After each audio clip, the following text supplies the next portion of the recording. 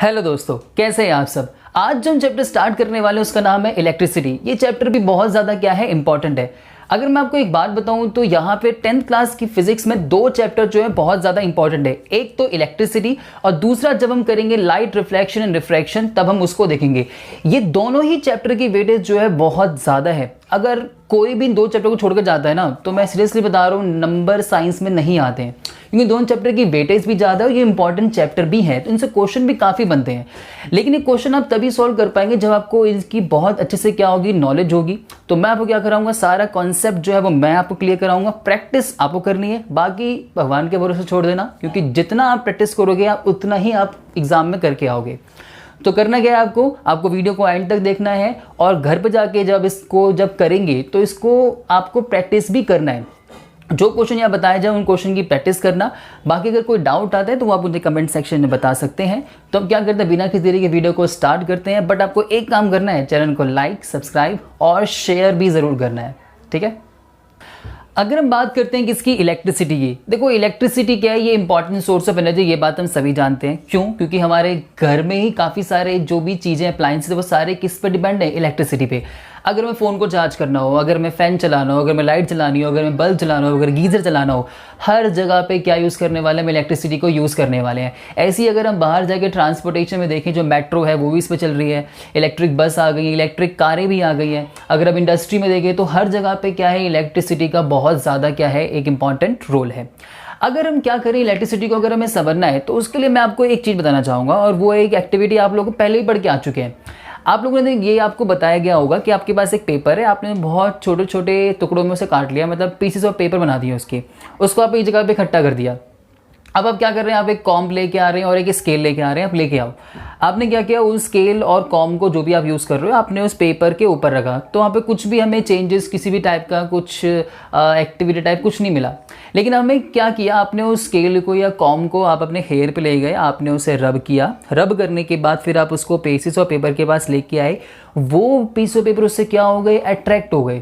तो इसका मतलब पहले तो कोई चेंजेस नहीं आया, लेकिन अब की बार चेंजेस आया, रब करने की वजह से आया। इसका मतलब यहाँ पे कुछ ना कुछ हुआ है, यहाँ पे जिसकी वजह से पीस ऑफ पेपर अट्रैक्ट हुए। दरअसल वो हमारे पास क्या है, चार्ज है, ठीक है। वो हमारे पास क्या है, चार्ज।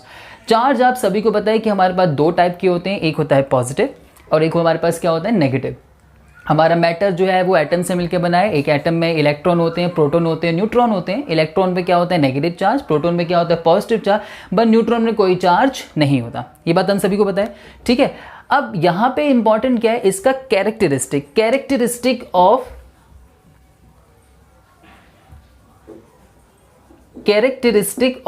चार्ज, ठीक है। इनके कैरेक्टरिस्टिक की बात करते हैं। पहला जो इनका कैरेक्टर है वो ये है कि लाइक चार्ज जो होते हैं वो क्या करते हैं, वो repel, like charge repel each other. Like charge जो होंगे वो एक दूसरे क्या करेंगे, रिपेल। लेकिन जो हमारे पास अनलाइक चार्ज होंगे, अनलाइक चार्ज वो क्या करेंगे, दूसरे को अट्रैक्ट ईच अदर। वो एक दूसरे को यहाँ पे क्या करने वाले हैं, अट्रैक्ट करने वाले हैं। जैसे कि देखो, अगर मैं इसको यहाँ लिख दूं, हमारे पास क्या है, एक पॉजिटिव है और एक मेरे पास क्या है, पॉजिटिव। एक नेगेटिव है, एक मेरे पास क्या है, नेगेटिव। अब पॉजिटिव क्या करेगा, रिपेल। ये इसको दूर भगाएगा, ये इसको दूर भगाएगा, ये इसको दूर भगाएगा, ये इसको दूर भगाएगा। दोनों क्या करेंगे, आपस में एक दूसरे को रिपेल करना स्टार्ट कर देंगे। ऐसी अगर हम अनलाइक चार्ज की बात करें तो एक है पॉजिटिव, एक है नेगेटिव, एक है नेगेटिव, एक है पॉजिटिव। दोनों का नेचर क्या है, अलग अलग है, एक जैसा तो नहीं है। तो प्लस वाला जाएगा इसके वाले के पास, माइनस वाला जाएगा इसके वाले के पास, माइनस इसके पास, प्लस इसके पास। तो ये एक दूसरे क्या कर रहे हैं, attract. Like charge repel, unlike charge attract, याद रहेगा, ठीक है। इंपॉर्टेंट क्या है, इनकी SI यूनिट। क्या इंपॉर्टेंट है, इनकी SI यूनिट। देखो जो SI यूनिट होती है, हम किसकी SI यूनिट निकाल रहे हैं, चार्ज की। किसकी निकाल रहे हैं, चार्ज। चार्ज की SI यूनिट जो होती है वो हमारे पास क्या होती है, कूलम। क्या होती है, कूलम। चार्ज का सिंबल हमारे पास क्या होता है, Q, बट कूलम का सिंबल हमारे पास क्या होता है, C। क्या होता है हमारे पास, C। ये Q और C में याद रखना बहुत कंफ्यूजन होती है, बच्चे चार्ज की जगह पे C कर देते हैं, ठीक है। तो ये चीज़ नहीं करनी है। चार्ज का सिंबल क्या है, Q, और कूलम का सिंबल क्या है, C, ठीक है। इलेक्ट्रॉन पे चार्ज कितना होता है 1.6 इंटू 10⁻⁻19 कूलम। प्रोटॉन पे चार्ज कितना होता है 1.6 इंटू 10⁻⁻19 कूलम। डिफरेंशिएट करने के लिए क्या करते हैं, इलेक्ट्रॉन कैसे होते हैं नेगेटिव, तो यहाँ लगा देते हैं नेगेटिव, ये क्या होते हैं पॉजिटिव, यहाँ पे क्या लगा देते हैं पॉजिटिव। लेकिन जब न्यूमेरिकल सॉल्व करेंगे तो उस केस में हमें माइनस नहीं लेंगे, हम एक वहाँ पे सिर्फ क्या लेंगे न्यूमेरिकल फिगर लेंगे, ठीक है, और क्वेश्चन को फिर हम वहाँ पे क्या कर देंगे सॉल्व, ठीक है, समझ में आ गया। अब हम क्या चलते हैं हमारे नेक्स्ट टॉपिक के ऊपर, कंडक्टर और इंसुलेटर। ये बहुत छोटा सा आप पहले ही पढ़ चुके हैं इसके बारे में, बट ये थोड़ा सा देखना ज़रूरी है, ठीक है। देखो कंडक्टर और इंसुलेटर के बारे में आप सभी जानते हैं, कंडक्टर वो होते हैं जिनसे इलेक्ट्रिसिटी क्या हो जाए पास हो जाए, और इसके एग्जांपल क्या है, जितनी मेटल है like iron, silver, copper, aluminium, इन सबसे क्या इलेक्ट्रिसिटी जो है वो पास हो जाती है।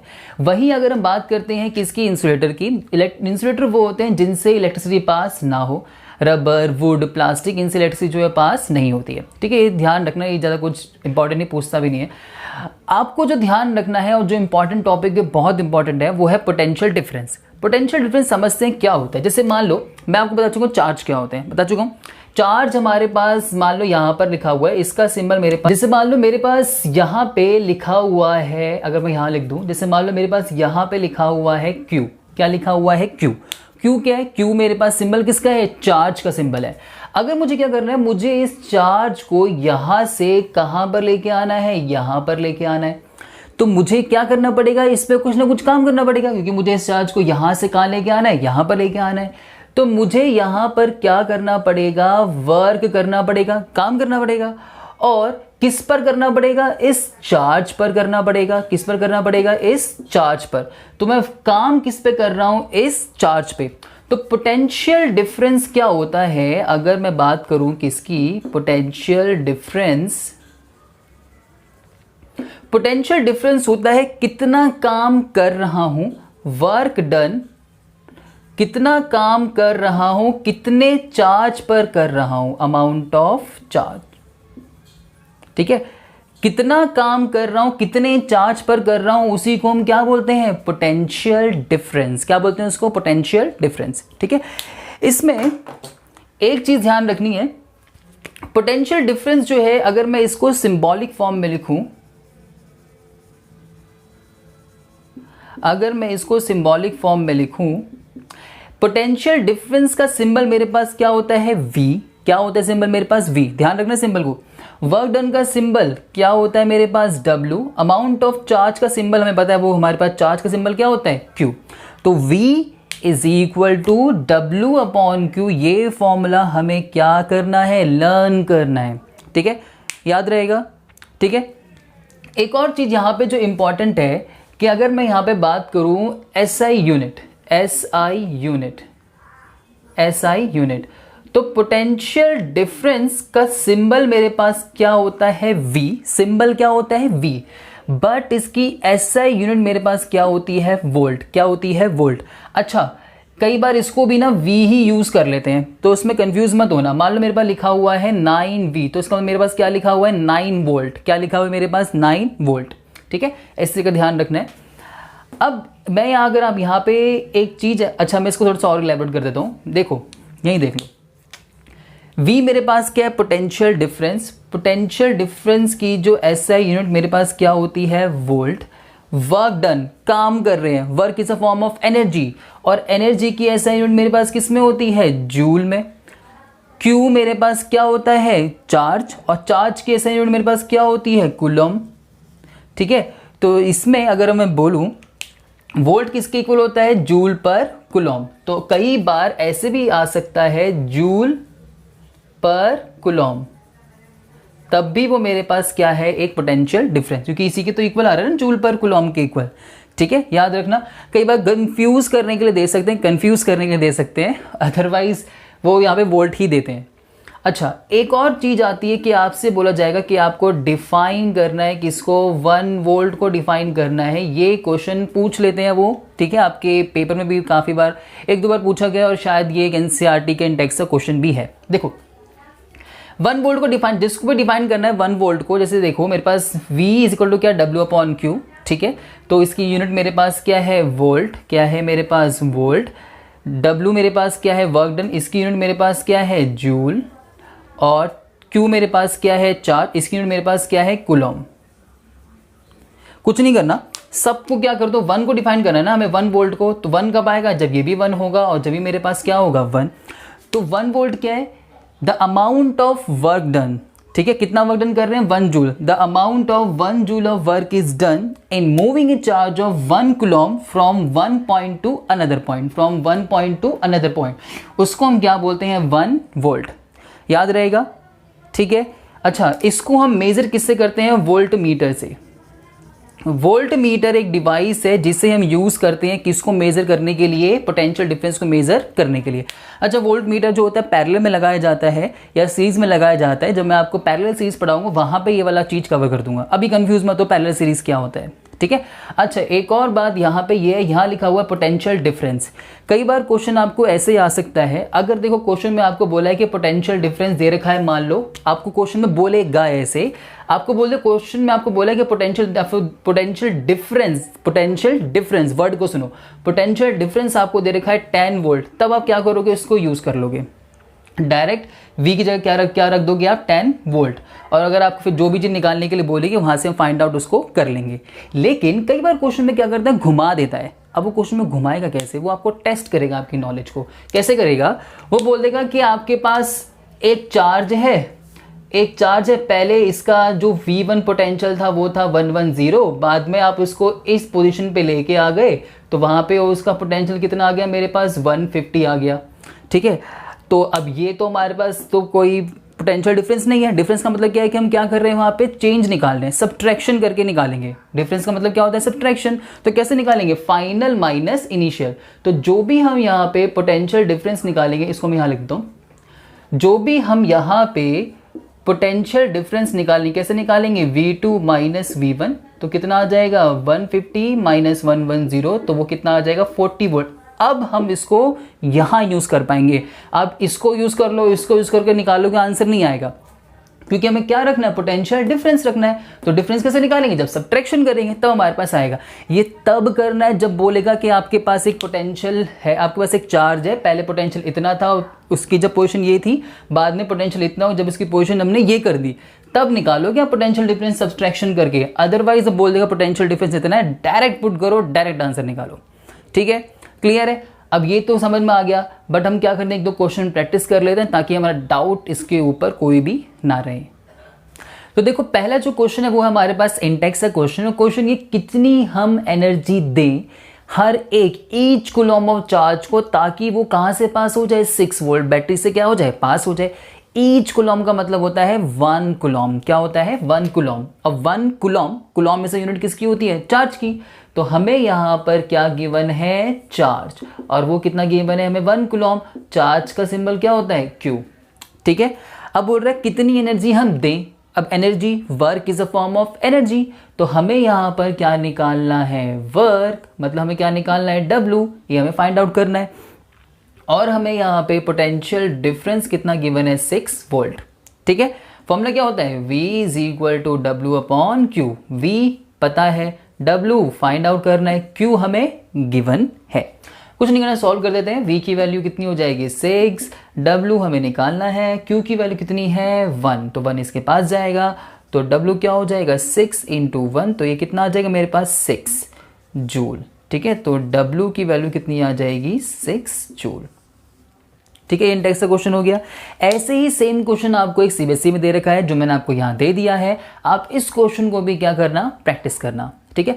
अब चलते हैं उस क्वेश्चन में जिसमें मैंने आपको ये बताया था कि आपको वहाँ पे पोटेंशियल डिफरेंस निकालना है, आपको मतलब वहाँ पे सब्सट्रैक्शन करके निकालना है। तो एक बार वो क्वेश्चन भी देख लेते हैं। वो क्वेश्चन आपके सामने लिखा हुआ है, कितना हम काम करें, how much work is done, कितना हम काम करें 2 कूलम के चार्ज पे, ताकि वो कहाँ से 120 वोल्ट से कहाँ पे पहुँच जाए 130 वोल्ट पर, ठीक है। तो अब देखो हमारे पास क्या है, बोला है यहाँ पे 2 कूलम ऑफ चार्ज, तो इसका मतलब हमें फिर से चार्ज, हमें सिंबल क्या होता है Q, और वो कितना गिवन है 2 कूलम, ठीक है। हाउ मच वर्क, तो वर्क हमें यहाँ पे क्या निकालना है, फाइंड आउट करना है। अब इसके लिए हमें क्या बताना चाहिए, पोटेंशियल डिफरेंस जो है वो पता होना चाहिए, क्योंकि V का फॉर्मूला क्या होता है, V इज इक्वल टू क्या होता है, W अपॉन Q, ये हमारे पास होता है। इसको हम तब पुट करते हैं जब ये हमारे पास क्या होता है, पोटेंशियल डिफरेंस। अब देखो जैसे मेरे पास यहाँ पे लिखा हुआ है, उसने बोला है कि पहले कितना था वो 120 वोल्ट, बाद में उसको हमने जब चार्ज को यहाँ से उठा के यहाँ ले गए तो कितना हो गया वो 130 वोल्ट। तो क्या निकालेंगे, पोटेंशियल डिफरेंस। पोटेंशियल डिफरेंस निकालना पड़ेगा ना, क्योंकि हम यहाँ पे डायरेक्टली इसको पुट नहीं कर सकते, हमें पोटेंशियल डिफरेंस रखना है। तो कैसे निकालेंगे, 130 माइनस 120 कितना आ जाएगा मेरे पास, 10 वोल्ट। अब क्या करेंगे, अब इसको उठाओ और डायरेक्टली यहाँ पर पुट कर दो, तो क्या हो जाएगा हमारे पास, V कितना है 10, W मेरे पास क्या करना है यहाँ पे फाइंड आउट करना है, Q की वैल्यू मेरे पास यहाँ पे कितनी है 2, तो 2 इसके पास जाएगा, तो W is equal to 10 into 2 कितना आ जाएगा मेरे पास 20 जूल। तो वर्क डन की वैल्यू कितनी आ जाएगी मेरे पास यहाँ पे 20 जूल। ठीक है, ठीक है। अब हम क्या करते हैं, इस पे नहीं तुमको ही करना है कि जो भी इस पे क्वेश्चन मिले प्रैक्टिस आप कर लेना, ठीक है, एनसीईआरटी में देख लेना, कुछ प्रीवियस ईयर क्वेश्चन आप देख लेना। अब हम चलते हैं किसके ऊपर, इलेक्ट्रिक करंट के ऊपर। तो अब हम क्या करते हैं, किसको डिफाइन करते हैं, इलेक्ट्रिक करंट को क्या करते हैं, डिफाइन करते हैं। इलेक्ट्रिक करंट क्या होता है, अगर हमें इलेक्ट्रिक करंट को डिफाइन करना है तो इलेक्ट्रिक करंट होता है कितना अमाउंट ऑफ चार्ज, कितना अमाउंट ऑफ चार्ज कितने टाइम में जो है वो पास हो रहा है। ठीक है, क्लियर है। अब देखो जैसे कि अगर मैं इसे सिंबॉलिक फॉर्म में लिखूं, सिंबॉलिक फॉर्म में अगर मैं लिखूं तो इलेक्ट्रिक करंट का सिंबल हमारे पास क्या होता है, आई। क्या होता है, आई। अमाउंट ऑफ चार्ज, चार्ज का सिंबल पता है वो हमारे पास क्या होता है, क्यू, और टाइम का सिंबल हमारे पास क्या होता है, टी। क्या होता है, टी। अच्छा ये चीज़ ना एक और फॉर्मूला होता है यहाँ पे, n into E divided by T. अब ये n क्या है, n है हमारे पास नंबर ऑफ इलेक्ट्रॉन, कितने नंबर ऑफ इलेक्ट्रॉन है, और e मेरे पास क्या है यहाँ पर, चार्ज ऑफ इलेक्ट्रॉन। क्या है मेरे पास, चार्ज ऑफ इलेक्ट्रॉन। ठीक है, तो फॉर्मूला याद रहेगा, ये फॉर्मूला आपको लर्न कर लेना है। ठीक है, क्या कर लेना है, लर्न। अब आते हैं इसकी एसआई यूनिट के ऊपर। अगर हम इसकी एसआई यूनिट की बात करें, इसका सिंबल क्या होता है, आई, लेकिन इसकी एसआई यूनिट हमारे पास क्या होती है, एम्पेयर। क्या होती है, एम्पेयर। और इसका सिंबल क्या होता है, ए। आई, आई सिंबल किसका है, करंट का। एक किसका सिंबल है, एम्पेयर का। ध्यान रखना ये सारी चीज़ें। अब एक चीज़ और देखो, मेरे पर लिखा हुआ है I is equal to Q by T.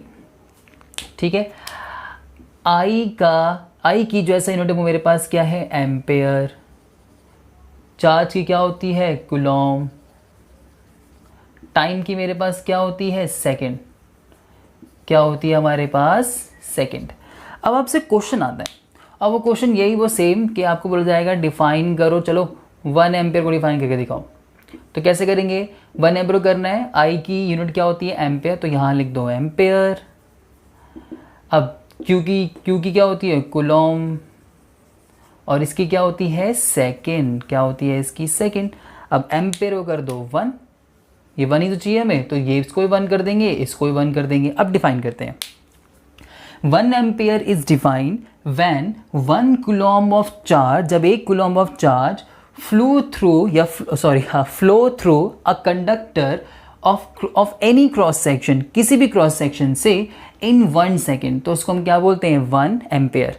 कितना, 1 एम्पेयर क्या होता है कि 1 एम्पेयर वो होता है जब 1 कूलॉम ऑफ चार्ज किसी भी एक क्रॉस सेक्शन वाले कंडक्टर से पास हो 1 सेकेंड के अंदर, उसे हम क्या बोलते हैं, 1 एम्पेयर। ठीक है, अब एम्पेयर को मेजर किस में करेंगे, उसको मेजर हम किस में करते हैं, एम मीटर से। एम्पेयर इन द सेंस कि हम एम मीटर को यूज़ करते हैं एम्पेयर को मेजर करने के लिए। तो इनडायरेक्टली या डायरेक्टली बोल लो, किसको मेजर कर रहे हैं, हम करंट को मेजर कर रहे हैं। तो एम मीटर को यूज़ करते हैं टू मेजर इलेक्ट्रिक करंट। ठीक है, एक चीज़ और ध्यान रखो, वो मैं आपको यही बता देता हूँ कि कई बार लिखा होता है 1 MA, इसका मतलब होता है मिली एम्पेयर। क्या होता है, मिली एम्पेयर। तो आपको इसे कन्वर्ट करना होगा एम्पेयर में। मिली एम्पेयर में आंसर नहीं निकालना है, मिली एम्पेयर में दे रखा होगा, हमें उसे एम्पेयर में करना है, क्योंकि हमें सब कुछ किस में रखना है, एसआई यूनिट में रखना है। ठीक है, तो ये इसका मतलब क्या होता है, 1 एम्पेयर को 10 की पावर -3 एम्पेयर। ठीक है, याद रहेगा, समझ आ गया। अब क्या करते हैं, इस पे बेस्ड हम क्या कर लेते हैं, कुछ क्वेश्चन को सॉल्व कर लेते हैं। चलिए अब हम क्या करते हैं, इन दोनों क्वेश्चन को क्या करते हैं कि करके सॉल्व करते हैं। क्वेश्चन को सॉल्व करने से पहले आपको पहले क्वेश्चन को अंडरस्टैंड करना बहुत ज़्यादा ज़रूरी है, क्योंकि हमें आता तो होता है बट हम क्वेश्चन को समझ नहीं पाते हैं और फिर हम वहाँ पे गलत करके आ जाते हैं। तो क्वेश्चन की अंडरस्टैंडिंग बहुत ज़्यादा ज़रूरी है। देखो ये बोल रहा है कि हमारे पास एक इलेक्ट्रिक बल्ब है जो कितना करंट ड्रॉ कर रहा है 0.25 एम्पेयर, कितने टाइम के लिए 20 मिनट में किया। कितने टाइम में किया उसने 20 मिनट में। हमें बताना है, कैलकुलेट करना है वहां पे कितना अमाउंट ऑफ इलेक्ट्रिक चार्ज वहां से क्या हो जाएगा, फ्लो होएगा। ठीक है, देखो अब ध्यान से देखो हमें क्या क्या सबसे पहली बात गिवन है 0.25 एम्पेयर। एम्पेयर किसकी यूनिट होती है, करंट की। तो हमें यहाँ पर करंट कितना गिवन है, करंट क्या होता है आई, और वो कितना गिवन है 0.25 एम्पेयर। ठीक है, कितना टाइम गिवन है, टाइम हमें यहाँ पर कितना गिवन है 20 मिनट। ठीक है, अब ये बोल रहा है कि अमाउंट ऑफ इलेक्ट्रिक चार्ज को हमें क्या करना है, कैलकुलेट करना है। तो हमें यहाँ पे क्या निकालना है, चार्ज का सिंबल क्या होता है Q, इससे हमें क्या करना है, फाइंड आउट करना है। टाइम का सिंबल क्या होता है T, टाइम का सिंबल क्या होता है T।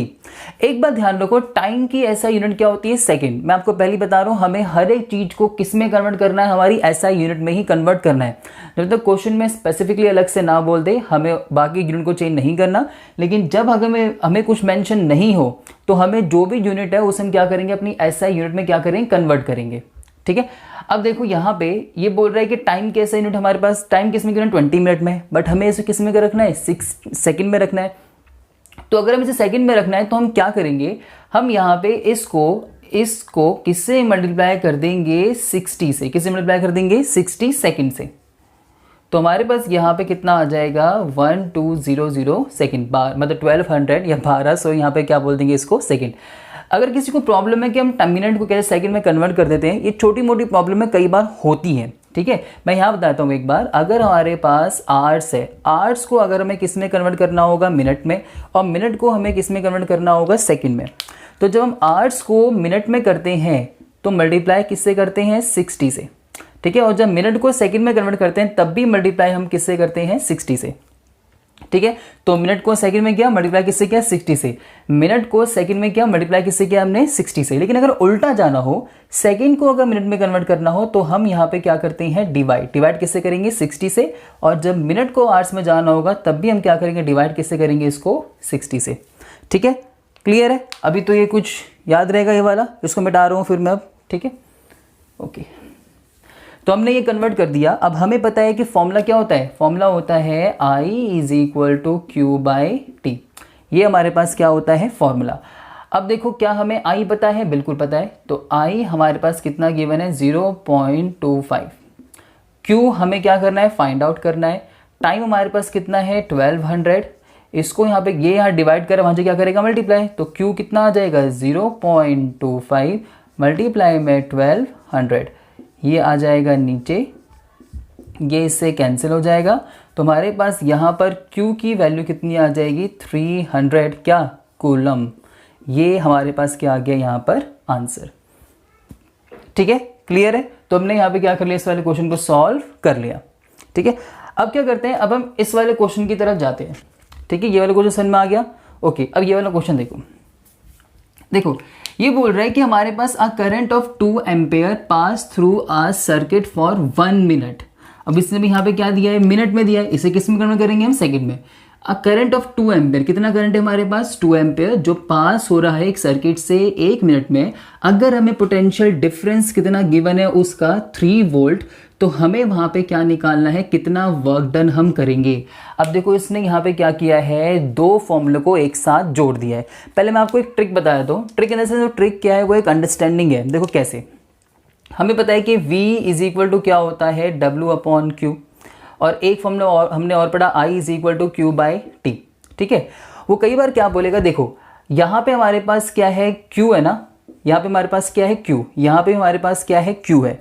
तो हमें I गिवन होगा, टाइम गिवन होगा, हम Q निकाल लेंगे और इस Q को उठा के हम कहाँ पुट कर देंगे, यहाँ पर। और हमें वोल्टेज गिवन होगा, पोटेंशियल डिफरेंस गिवन होगा, वहाँ से क्या फाइंड आउट कर लेंगे, W।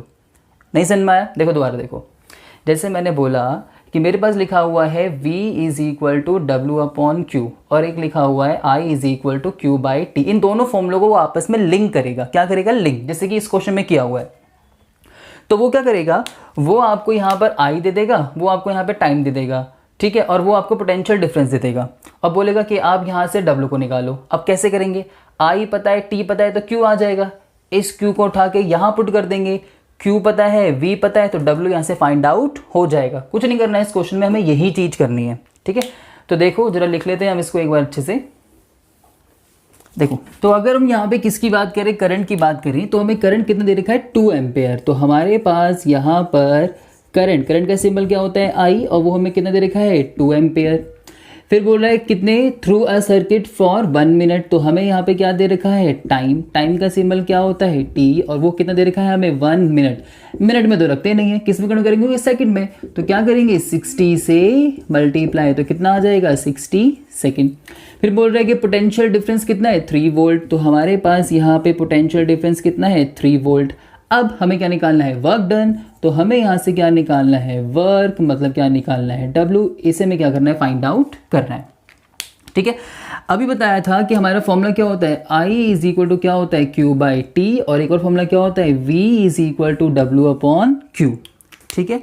अब क्या करेंगे, हमको I पता है, हमें T पता है, हमें I पता है और हमें T पता है, तो Q आ जाएगा, Q को उठा के यहाँ पुट कर देंगे, फिर हमें Q पता चल गया और हमें V पहले से पता है, तो यहाँ से किसको फाइंड आउट कर लेंगे W को। तो चलो करते हैं, I की वैल्यू कितनी है 2 लिख दिया, Q हमें निकालना है, टाइम कितना है 60, ये यहाँ उससे मल्टीप्लाई करेगा, तो 2 इंटू 60 इक्वल टू Q, तो Q की वैल्यू कितनी आ जाएगी मेरे पास 120 क्या कूलम। अब इसको उठा के यहाँ रख देंगे, तो देखो V कितना गिवन है 3 वोल्ट, V है मेरे पास 3, W हमें निकालना है, Q की वैल्यू कितनी है 120, इसको यहाँ भेज दो, तो 3 इंटू 120 इक्वल टू W, तो कितना आ जाएगा मेरे पास 360 क्या जूल W, तो अच्छे से लिख दो इसको, W is equal to 360 joule. तो ये हमने क्या कर लिया, यहाँ पे 2 क्वेश्चनों को सॉल्व कर लिया है। अब आपको क्या करना है, इस पे बेस आपको जो भी क्वेश्चन मिले वो आप ट्राई करना। अब हम चलते हैं किस में, हमारे नेक्स्ट टॉपिक के ऊपर। अब आते हैं किसके ऊपर, डायरेक्शन ऑफ इलेक्ट्रिक करंट के ऊपर। वैसे तो ये बहुत छोटा सा टॉपिक है बट ये बहुत इंपॉर्टेंट है, क्योंकि जब मैं आपको सर्किट डायग्राम बनाना सिखाऊंगा ना, तो वहाँ पे ये एक बहुत इंपॉर्टेंट रोल प्ले करेगा। तो इसको समझना क्या है, बहुत ज़्यादा ज़रूरी भी है। देखो आप लोगों ने जब 9th क्लास में, तो आप लोगों ने पढ़ा होगा कि हमारे पास जो एक एटम है वो इलेक्ट्रॉन प्रोटॉन न्यूट्रॉन से मिलकर बना हुआ है। लेकिन आपने उससे पहले भी कुछ मॉडल पढ़े होंगे जिन्होंने बताया था कि हमारे पास सिर्फ क्या है, एक इलेक्ट्रॉन है और एक उसके पास क्या है प्रोटॉन है एटम के पास। तो उन्होंने बोला कि उनके पास 2 टाइप के चार्ज है, एक है पॉजिटिव और एक क्या है वहाँ पे नेगेटिव।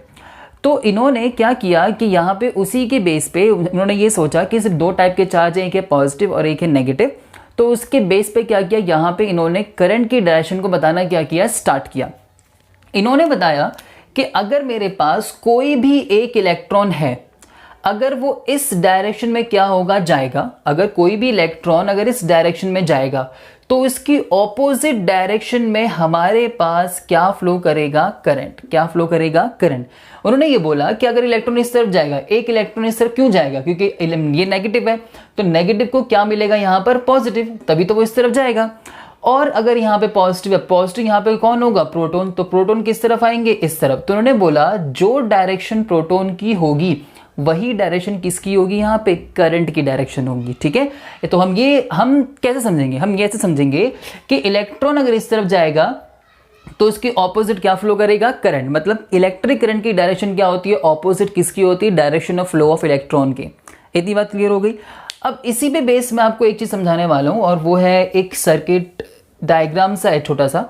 अच्छा, उससे पहले मैं आपको एक बात और बता दूं, आपको ना एनसीईआरटी में एक टेबल दी गई है जिसमें आपको वहाँ पे cell, battery, resistance, ammeter, voltmeter की जब ऑन है या ऑफ है, और वहाँ पे आपको और भी सारी चीज़ें दी गई हैं।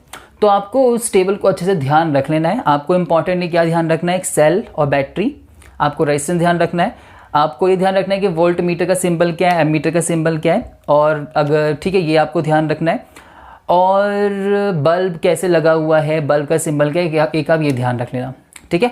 तो इतना आपको ये ध्यान रखना है। चलो अब इसके ऊपर आते हैं जो बताने वाला हूँ आपको। हमारे पास क्या है, मेटल है, एक मेटल की शीट है मान लो। मेटल के पास क्या होते हैं, फ्री इलेक्ट्रॉन्स होते हैं। क्या होते हैं उसके पास, फ्री इलेक्ट्रॉन जो किसी भी डायरेक्शन में घूमते हैं, ठीक है।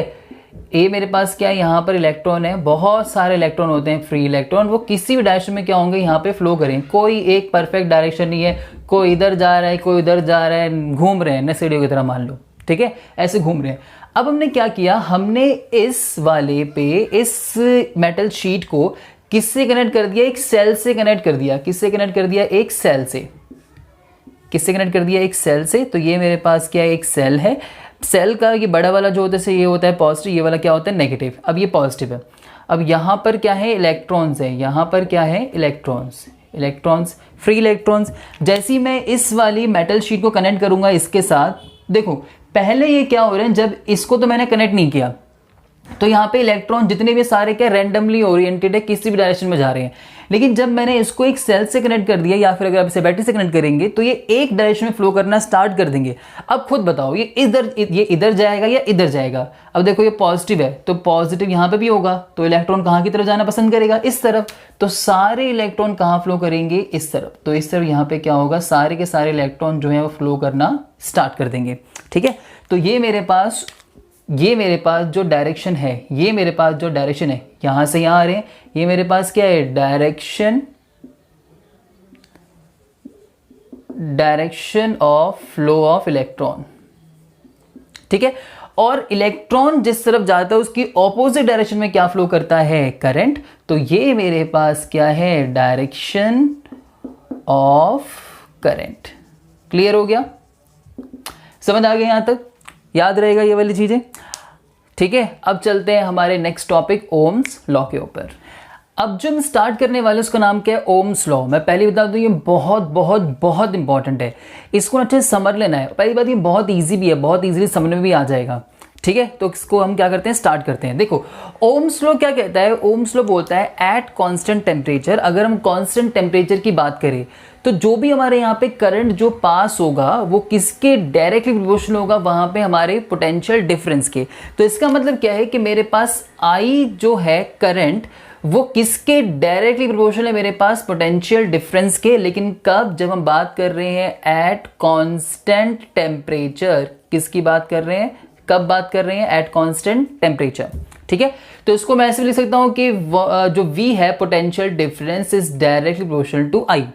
एक बात ध्यान रखना, जब भी कभी प्रोपोर्शनलिटी का साइन हटता है तो वहां पे क्या आता है, एक कांस्टेंट। क्या आता है वहां पर, एक कांस्टेंट। और यहां पर जो कांस्टेंट आता है उसे हम क्या बोलते हैं, R। और ये मेरे पास क्या हो जाएगा, I, ठीक है। तो इसको हम ऐसे अच्छे से लिख देते हैं याद करने के लिए, जो एक वे में बन जाए, V is equal to I R, V is equal to I R, ठीक है। तो अगर मैं इसको और यहाँ से अगर मैं I निकालना चाहूँ तो I को क्या होगा, ये यहाँ R मल्टीप्लाई कर वहाँ से क्या कर देगा, डिवाइड।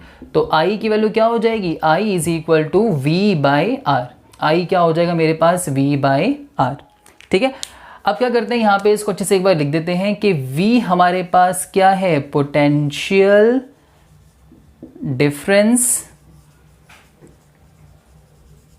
ठीक है, पोटेंशियल डिफरेंस। और इसकी यूनिट हमारे पास क्या होती है, वोल्ट।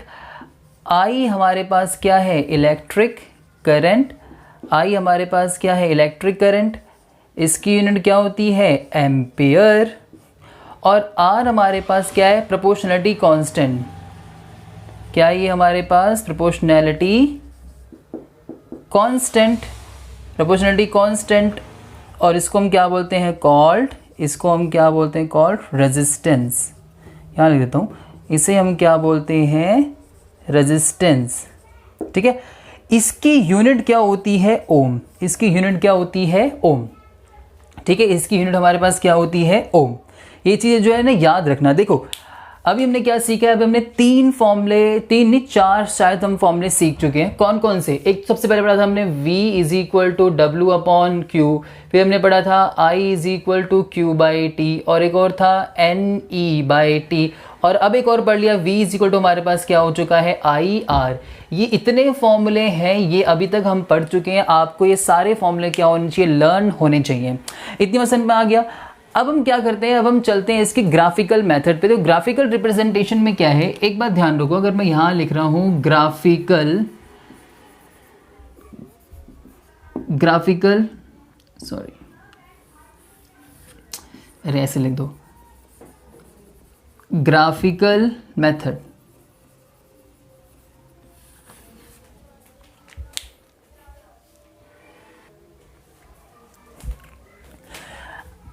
इससे ग्राफिकल मेथड की अगर हम बात करें तो अगर हम इसका ग्राफ बनाएं तो इसका ग्राफ कैसे बनता है वो देखो। यहाँ पे हमारे पास क्या होता है करंट, यहाँ पे हमारे पास क्या होता है करंट, करंट क्या होता है आई, और यहाँ पे हमारे पास क्या होता है पोटेंशियल डिफरेंस। क्या होता है यहाँ हमारे पास पोटेंशियल डिफरेंस। तो यहाँ पे करंट बढ़ रहा है, यहाँ पे पोटेंशियल डिफरेंस बढ़ रहा है। इन दोनों के बीच में कैसा रिलेशन, लीनियर डायरेक्ट रिलेशन है कि अगर करंट बढ़ेगा तो VB क्या होगा, बढ़ेगा, मतलब पोटेंशियल डिफरेंस बढ़ा तो करंट बढ़ा, करंट बढ़ा पोटेंशियल डिफरेंस बढ़ा। तो इस केस में यहाँ पे इनका जो ग्राफ आता है वो यहाँ पे कैसा आता है, इस तरीके से आता है। ठीक है, ये 0 है, ये मेरे पास क्या है y एक्सेस और ये मेरे पास क्या है यहाँ पर x एक्सेस। ठीक है, क्लियर हो गया। तो ये चीज़ें जो है अभी आपको यहाँ पे क्या रखनी है, ध्यान रखनी है। अब हम नेक्स्ट वीडियो में क्या करेंगे, रेजिस्टेंस के बारे में हमें बहुत कुछ पढ़ना है। अभी मैंने आपको बहुत शॉर्टली टाइप बताया है, अभी हमने बस ये बताया कि इसका फॉर्मूला क्या होता है। नेक्स्ट वीडियो हम क्या करेंगे, इससे बेस्ड क्वेश्चन करेंगे रेजिस्टेंस और हम ओम्स लॉ के क्वेश्चन एक साथ करेंगे ताकि हमारा जो कॉन्सेप्ट है वो ज़्यादा क्लियर हो कि हम किस तरीके से हम फॉर्मूले को लिंक करने वाले हैं, उसको हम किस तरीके से क्या कर पाएंगे, बाद में सॉल्व कर पाएंगे। क्योंकि फॉर्मूले को लिंक करना आना बहुत ज़्यादा ज़रूरी है। हम पढ़ के तो छोड़ देंगे, हमें फॉर्मूला हम याद करके रट्टा मार के हम रख भी लेंगे, लेकिन अगर हमें इसे अप्लाई करना ही नहीं आएगा तो उसका कोई फ़ायदा नहीं है। तो इसलिए हमें क्वेश्चन करना क्या है, बहुत ज़्यादा ज़रूरी है। तो नेक्स्ट वीडियो हम क्या करेंगे, रेजिस्टेंस भी पढ़ना है हमें, अगर टाइम मिलेगा तो उसमें मैं आपको पैरेलल और सीरीज़ भी एक साथ उसी में करवा दूंगा, और ओम्स लॉ के बेस पे क्वेश्चन भी हमें उसी पे बेस्ड वहीं पे कर लेंगे। ठीक है, तो अगर हम क्या अब हम क्या करते हैं, आपसे मिलते हैं अब हम नेक्स्ट वीडियो में। ठीक है।